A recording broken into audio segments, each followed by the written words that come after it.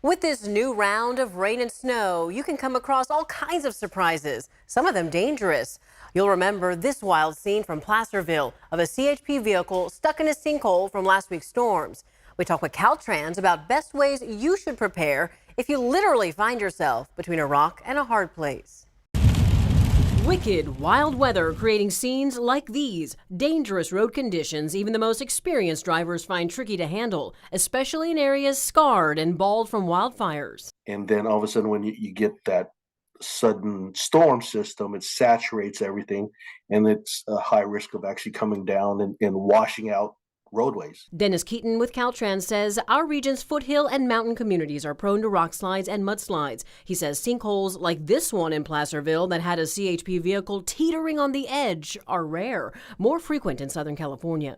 Be prepared to not be able to make your destination and turn around. Don't even think about going around barriers put up by Caltrans or law enforcement. Here's what can happen if you do. This driver drove past a road closed sign on Casson Road in Tracy, then spun out into a ditch. CHP Tracy says not only did they get a ticket, but they had to pay for their car to get towed out of all that mud, too. When there's too much snow, Caltrans will have controlled avalanches where they stop traffic and blast a snowpack to let it come down before disaster strikes. We encourage people to stay home. We really don't want people out on the roadways when you know there's a big storm coming in.